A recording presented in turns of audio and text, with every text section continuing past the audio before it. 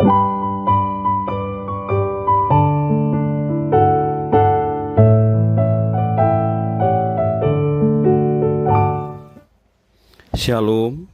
Devosi 1 Tawarik 21. Firman Tuhan hari ini mengajarkan kita untuk waspada dan berhati-hati terhadap kesombongan. Manusia seringkali merasa dirinya adalah satu-satunya yang penting dan berharga. Itulah dosa kesombongan yang dapat menghancurkan seseorang.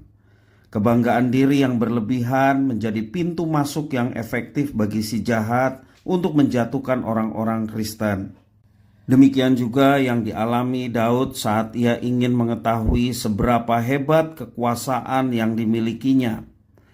Daud terbujuk oleh iblis untuk menghitung orang-orang Israel. Ayat 1 dan yang kedua berbunyi, iblis bangkit melawan orang Israel dan ia membujuk Daud untuk menghitung orang Israel. Lalu berkatalah Daud kepada Yoab dan kepada para pemuka rakyat, pergilah, hitunglah orang Israel dari Beersheba sampai Dan bawalah hasilnya kepadaku supaya aku tahu jumlah mereka. Dalam bahasa modern, mungkin apa yang dilakukan Daud adalah sensus dan tidak terlihat sebagai hal yang salah. Namun rupanya ada motif lain di balik penghitungan tersebut. Daud mulai merasa bahwa kemenangannya oleh karena kehebatan pasukan Israel. Pada mulanya Daud bersyukur kepada Tuhan atas kemenangan demi kemenangan. Akan tetapi iblis menggodanya untuk mengakui kemenangan itu sebagai hasil dari kehebatan dan strategi perang yang dimiliki olehnya, menjadi prestasi dari Daud. Dan itulah celah membuat Daud jatuh dalam dosa. Yoab, bawahan Daud, sebenarnya sudah menyadari bahwa apa yang dititahkan oleh Daud sesungguhnya tidak dikehendaki oleh Allah. Di dalam ayat yang ketiga, lalu berkatalah Yoab, kiranya Tuhan menambahi rakyatnya 100 kali lipat daripada yang ada sekarang, ya Tuanku Raja. Bukankah mereka sekalian hamba-hamba Tuanku? Mengapa Tuanku menuntut hal ini? Mengapa orang Israel harus menanggung kesalahan oleh karena hal itu? Itulah yang dipertanyakan oleh Yoab kepada Daud.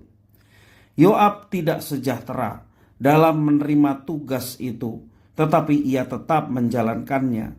Sampai selesainya proses pendataan itu, Yoab tetap digambarkan tidak menyetujui penghitungan tersebut. Ayat yang keempat sampai yang keenam, namun titah raja itu terpaksa diikuti oleh Yoab. Maka pergilah Yoab menjelajahi seluruh Israel kemudian kembali ke Yerusalem. Lalu Yoab memberitahukan kepada Daud hasil pendaftaran rakyat. Di antara seluruh orang Israel ada 1.100.000 orang yang dapat memegang pedang, dan orang Yehuda ada 470.000 orang yang dapat memegang pedang.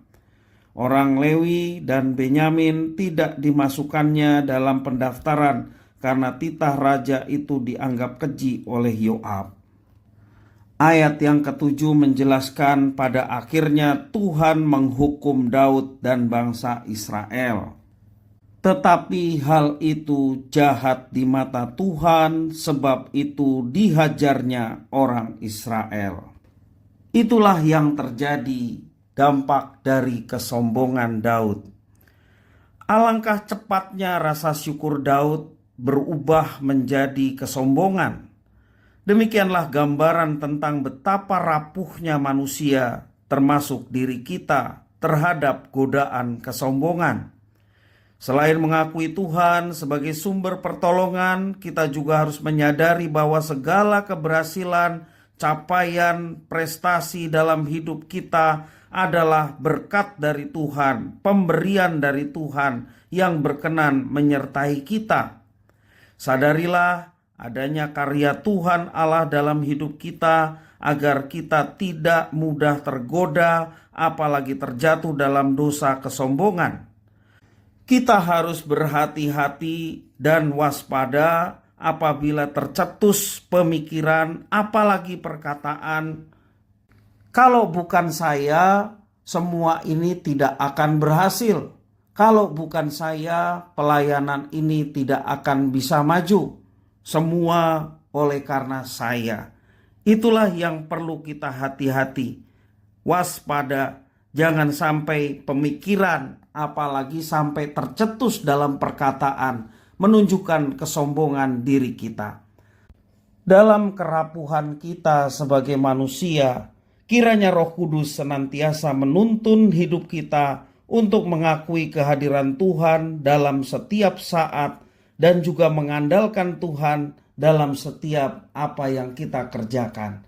Dan percayalah, apabila Tuhan ditinggikan, dimuliakan atas semua prestasi yang kita raih, dan juga mengandalkan Tuhan dalam setiap kehidupan kita, maka kita akan terus mengalami penyertaan demi penyertaan, keberhasilan demi keberhasilan. Tuhan Yesus memberkati.